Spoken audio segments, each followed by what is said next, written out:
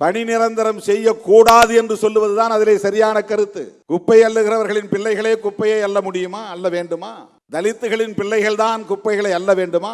அரசு ஊழியர் ஆக்கினால் அந்த வேலை மறுபடியும் யார் வருவார்கள்? அந்த அரசு பணிக்கு யார் வருவார்கள்? அந்த தொழிலை செய்துவிட்டு போகட்டும். அடுத்த தலைமுறை அந்த தொழிலுக்குள் அவர்கள் போகக்கூடாது என்பது தானே சமூக நீதி. என்ன கண்டுபிடிப்பு திருமாவளவனுடைய கண்டுபிடிப்பு? முட்டு கொடுங்க. இந்த மாதிரி அடிப்படை சித்தாந்தத்திலே முட்டு கொடுக்காதீங்க. யாருமே கண்டுபிடிக்காத கண்டுபிடிப்பு. இவங்களை நிரந்தரமாக்கிட்டா அப்படியே தங்கிடுவாங்களாம். சரி, நிரந்தரமாக்குறவன் தானே தங்குவான். அவன் வீட்டு புள்ளப்பா நானும் அந்த தொழில் வரேன்னு நான் சொல்லுவான். நீ தான் அப்படி இருக்கிற, சரி நல்லா சம்பாதிக்கிற, என்னை நல்ல ஸ்கூலில் சேர்த்து விடு, நான் நல்லா படித்து வேறு இதுக்கு போகிறேன் அப்படி தானே பார்ப்பான். மார்க்சிய கொள்கைக்கு எதிரானது கம்யூனிஸ்டில் ஏற்றுக்குவாங்களா அவங்க கூட இருக்கிறவங்க? வர்க்க போராட்டம்னு அவங்க சொல்கிறதே இது பொருளாதார மீட்சி தானே. வெளியே வரணும், அவங்க அதுலேருந்து வெளியில் வரணும்னு. ஆண்டான் அடிமைலாம் எதுக்காக? அவங்க கையில் ஒரு நில சீர்திருத்த இயக்கம் கொண்டு வந்தாங்க.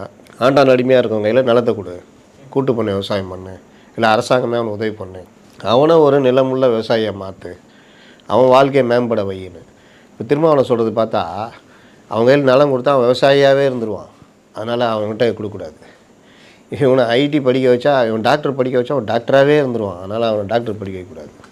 இந்த மாதிரிலாம் இருக்குது. என்ன ஒரு வினோத விளக்கம்.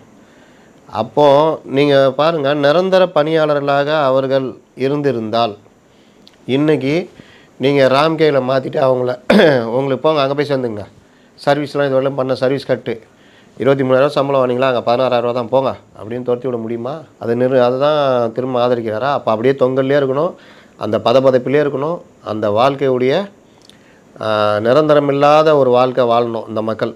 நிரந்தரமாக்கிட்டால் நீங்கள் இதிலே தங்கிடுவீங்க. அதனால் உங்களை இப்படியே வச்சுருந்தா நீங்கள் இதை விட்டு வெளியே வந்துடுவீங்க. அப்படி தானே அவர் சொல்கிறதுடைய அர்த்தம்.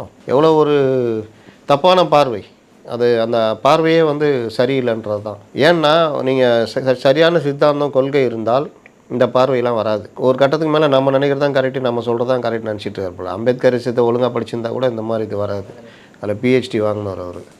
என்னத்தை சொல்கிறதுக்கு சேர்கிற இடம் அந்த மாதிரி.